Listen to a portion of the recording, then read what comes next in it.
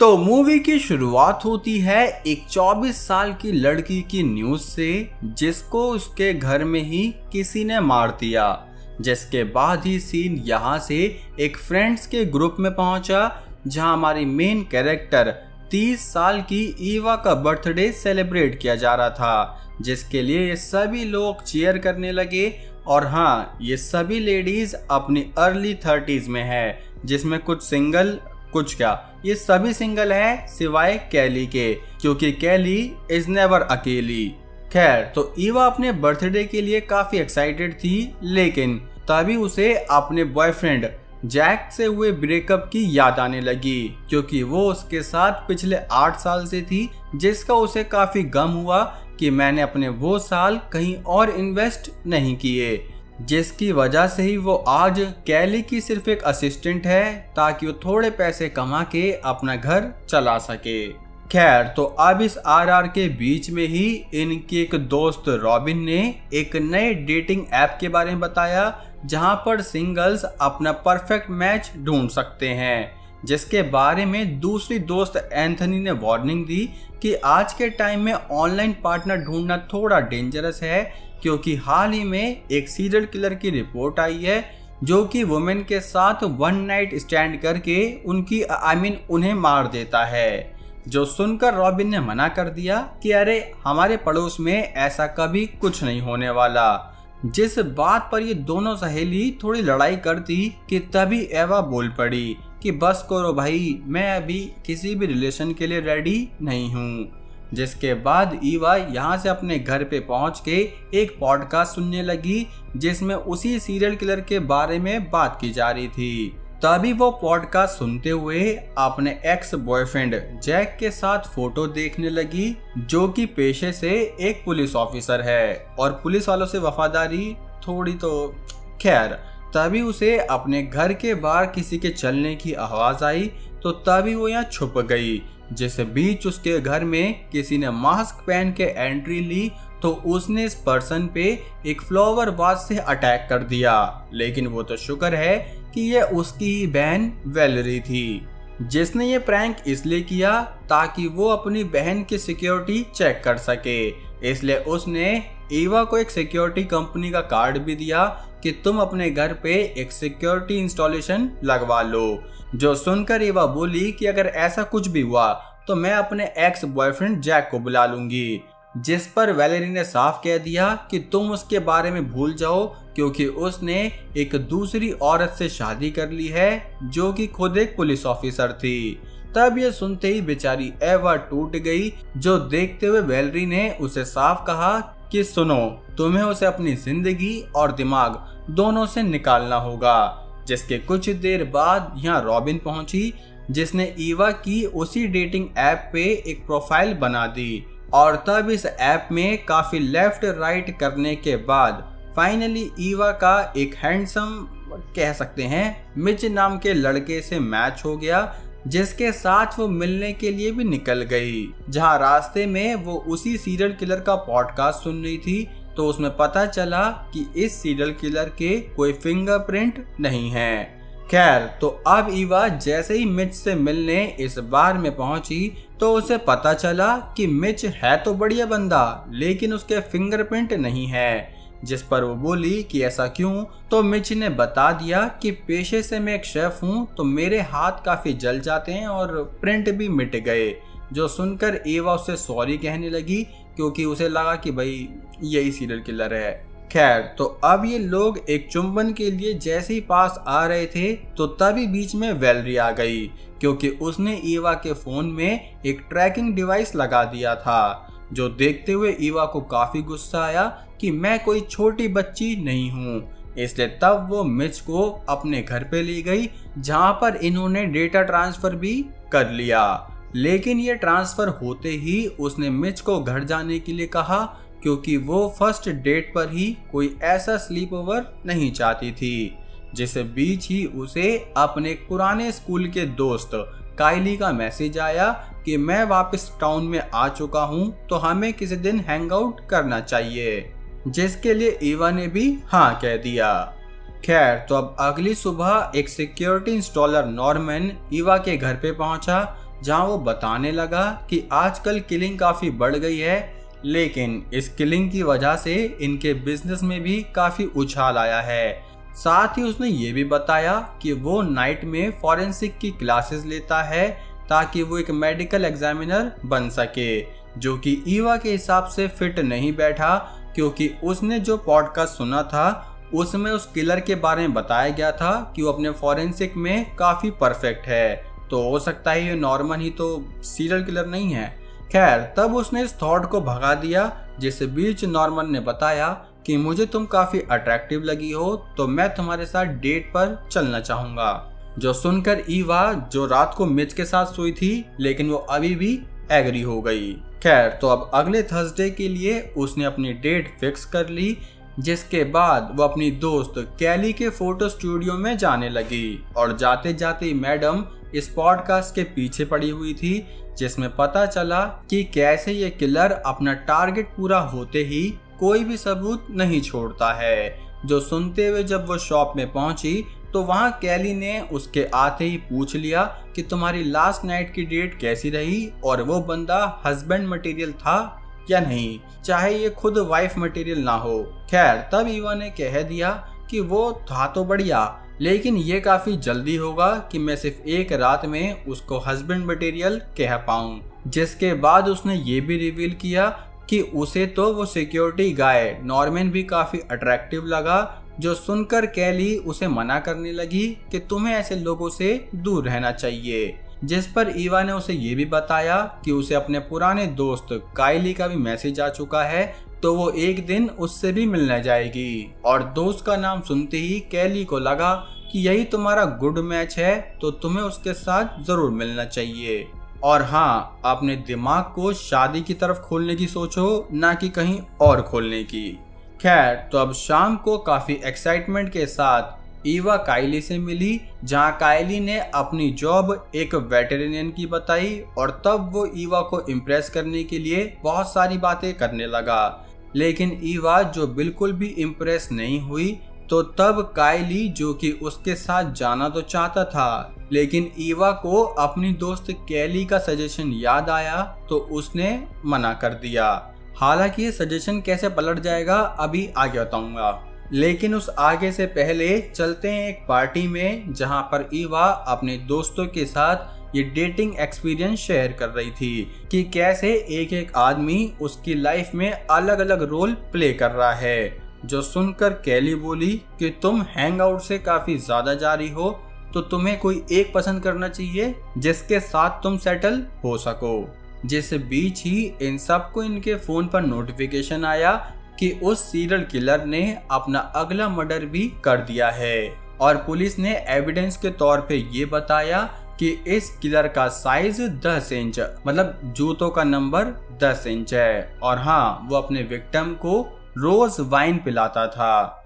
जो सुनकर ईवा ने सोचा कि मैं जिन लोगों को डेट कर रही हूँ उनका जूता जरूर चेक करूंगी। जिसके बाद सेम नाइट ये मैडम मिच के साथ हैंग आउट करने पहुंच गई, जहां मिच उसके लिए डिनर बना रहा था, लेकिन मैडम को डिनर या कुछ रोमांटिक चाहिए ही नहीं, इन्हें चाहिए 10, मतलब जूते का नंबर देखना इन्हें। इसलिए जैसे ही वो 10 इन्हें मिला, तो इन्होंने मिच का जूता चेक किया, जो कि 10 नंबर का ही था। और तभी मिच यहाँ एक चाकू लेके उसके सामने खड़ा हो गया, जिसे नहीं समझ आया कि ईवा अब इतनी जल्दी घर क्यों जाना चाहती है। इसकी वजह से उसका दिल भी टूटा और उसने कह दिया कि मैं सिर्फ तुम्हारे लिए वो वाला टॉय नहीं हूँ। जो सुनकर ईवा ने मना किया कि नहीं नहीं, असल में बात कुछ और है, और ये कहकर वो यहाँ से निकल गई। तब यहाँ से निकलते ही उसने अपनी दोस्त को टेक्स्ट किया कि मिच एक सीरियल किलर हो सकता है, इसलिए उसने अपनी अगली डेट काइली के साथ फिक्स कर ली। जहां वो काइली के सरप्राइज से काफी शॉक थी, क्योंकि इन भाई साहब ने तो यहाँ पूरा पिकनिक सेटअप बना रखा था। इसलिए वो काइली की तारीफ कर ही रही थी कि तभी एक स्ट्रीट परफॉर्मर इनकी बातों के बीच में इंटरप्शन करने लगा, जिसकी वजह से काइली को गुस्सा आया और उसने इस बंदे का गिटार पिटार सब तोड़ दिया। जिस लड़ाई के बीच में ही एवन ने काइली का जूता भी चेक किया, तो वो भी 10 नंबर का ही था, जिसकी वजह से उसकी सुई अब काइली पे भी पहुंची, तो तब वो यहाँ से निकल गई।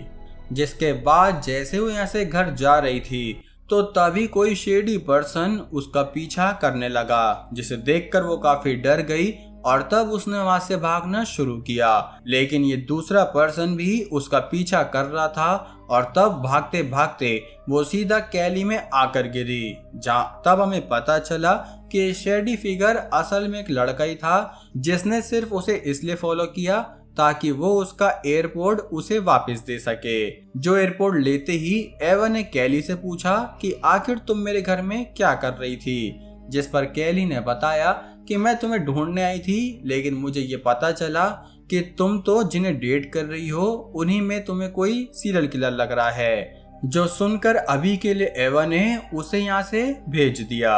और भेजा क्यों भाई साहब? क्योंकि अगली सुबह यहाँ नॉर्मन आया जो कि यहाँ पर सिक्योरिटी अलार्म की फाइनल इंस्टॉलेशन करने आया था। और तब इनके प्रॉमिस के हिसाब से ये शाम को हैंग आउट करने एक डेट पर निकल गए, जहाँ इनकी खूब अच्छी बातें चली रही थी कि तभी नॉर्मन को अचानक ही अपनी बहन से मैसेज आया। जिस मैसेज को देखते ही वो जल्दी यहाँ से निकल गया।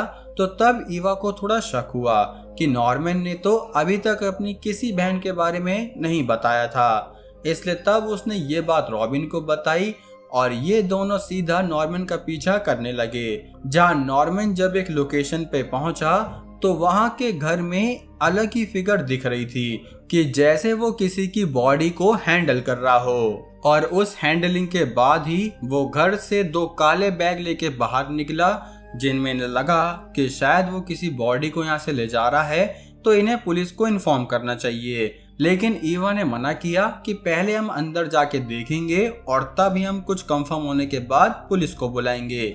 इसलिए रॉबिन के जाने के बाद ये दोनों इस घर में घुसे, जहां पर इन्हें एक व्हील चेयर पर लेडी दिखी, जिसको देखते ही ये लोग समझ गए कि असल में नॉर्मन इस लेडी को हैंडल कर रहा था। साथ ही ये लेडी नॉर्मन की बहन ही है, तो इसलिए वो बस अपनी बहन का ध्यान रखने यहाँ से निकल गया था।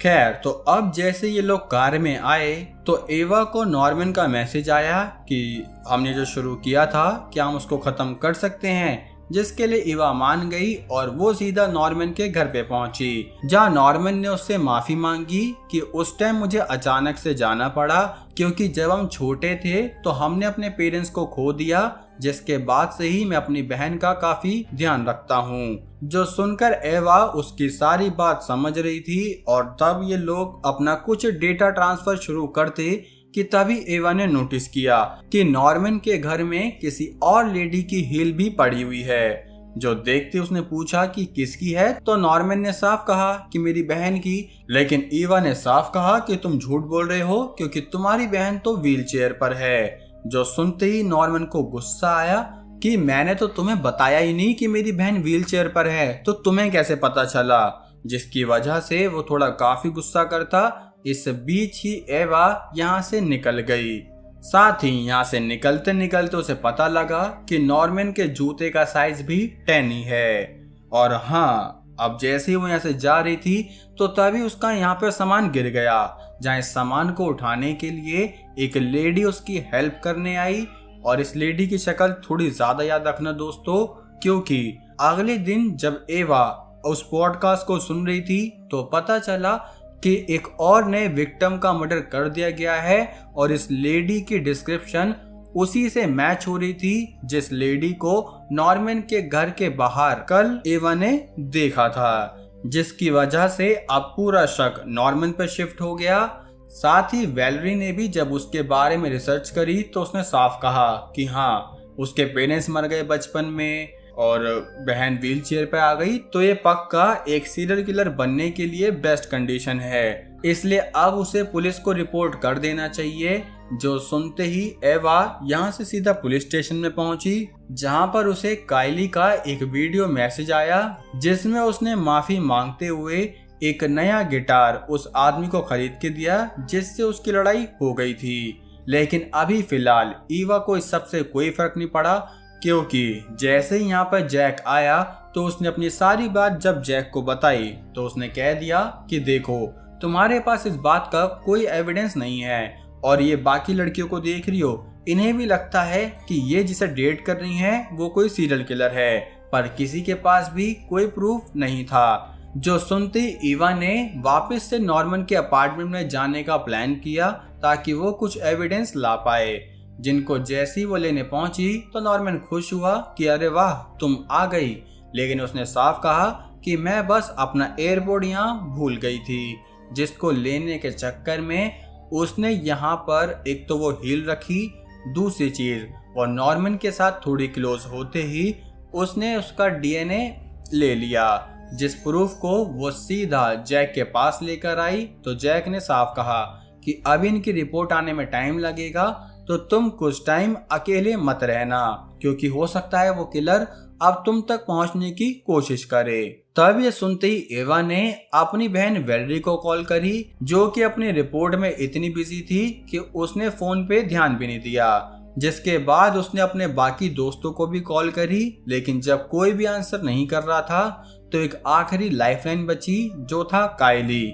इसलिए तब उसने काइली को इनका डिनर होस्ट करने के लिए कहा, जिसके लिए वो बेचारा मान गया। और तब ये लोग रात को आपस में बात करने लगे, जहाँ ईवा उससे बोली कि मैं नहाना चाहती हूँ, तो काइली ने उसे अपने रूम की डायरेक्शन दे दी कि तुम वहां जाके नहा सकती हो। जहाँ जैसे ही वह पहुंची तो उसने नोटिस किया कि काइली का साइज भी 10 है, लेकिन वो ये मान चुकी थी कि नॉर्मन ही सीरियल किलर है, तो उसे इस बात से कोई फर्क नहीं पड़ा।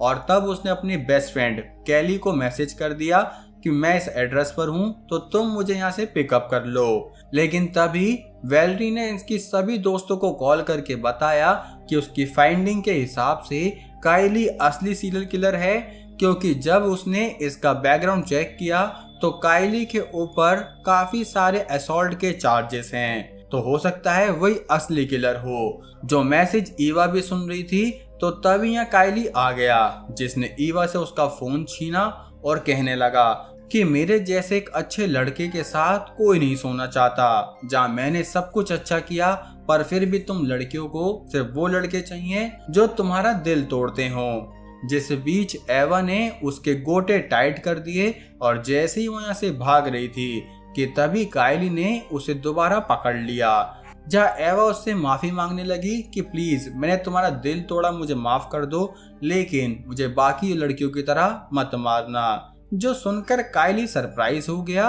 और तभी इस बीच कैली ने आकर काइली के कमर में एक चाकू घुसा दिया, जहां वो ऐसे नाटक करने लगी कि मैंने अपने बेस्ट फ्रेंड को बचा लिया है। और तब वो बोली कि तुम यही कार में वेट करो, मैं इतने इस क्राइम सीन को क्लियर कर देती हूँ। जहां एवा जैसे ही कार में थी तो वो शॉक में आ गई, क्योंकि यहाँ पर अचानक से बहुत सारे नोटिफिकेशन बजने लगे। और तब उसने देखा कि कैली की गाड़ी में इतने सारे फोन हैं, जिनमें बहुत सारी डेटिंग प्रोफाइल ओपन थी, जिन्हें देखते ही वो वापस कैली से पूछने पहुंची, तो उसने साफ कह दिया कि हाँ, असल में वो सीरियल किलर मैं ही हूँ।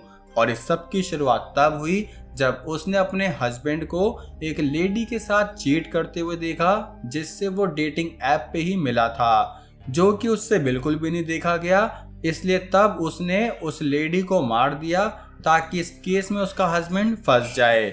लेकिन हाल ही में उसके हस्बैंड ने माफी मांग ली है, तो इसलिए अब कैली इस काइली को ही एक सीरियल किलर के फ्रेम में लगा देगी। जो सुनकर एवा काफी शॉक हो गई कि उसकी दोस्त ऐसा कर सकती है, लेकिन उसकी दोस्त तो ये भी कर सकती थी कि उसने ईवा पर ही हमला कर दिया, जहां वो ईवा की भी जान लेती कि तभी ईवा ने वो हील उठा के सीधा कैली के कमर में घुसा दी, जिसकी वजह से जब वो बेहोश हो गई तो तब यहाँ पुलिस पहुंची और इन लोगों ने एक्चुअल सीरियल किलर कैली को पकड़ लिया। जिसके बाद जैक, जो कि ईवा के पास वापस आना चाहता था क्योंकि उसकी गर्लफ्रेंड ने उसे डंप कर दिया था, लेकिन ईवा ने साफ मना कर दिया कि नहीं, मैंने जो उल्टी कर दी मैं उसे वापस नहीं लेती।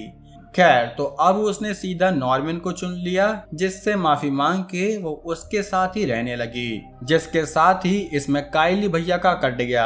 अरे यार, भाई ने पिकनिक सेटअप करी, भाई ने नया गिटार खरीद के दिया, सब कुछ किया, भाई ने चाकू तक खा लिया, फिर भी ये ईवा नॉर्मन के पास चली गई। अरे दीदी, कुछ तो शर्म कर लो, खैर दोस्तों, इस मूवी से हम क्या सीखते हैं कि कभी कभी हम जिस पर सबसे ज्यादा शक करते हैं वो तो सेफ निकलता है, लेकिन असली डेंजर वहाँ होता है जहाँ हम सोच भी नहीं पाते। इसलिए हमेशा सोच समझ कर ट्रस्ट करो, कभी भी ब्लाइंडली ट्रस्ट मत करो किसी पर भी, क्योंकि जिंदगी हर बार तुम्हें वही दिखाएगी जो तुम एक्सपेक्ट नहीं करते। इसी के साथ अब हम मिलेंगे हमारी अगली वीडियो में, तब तक के लिए जय हिंद।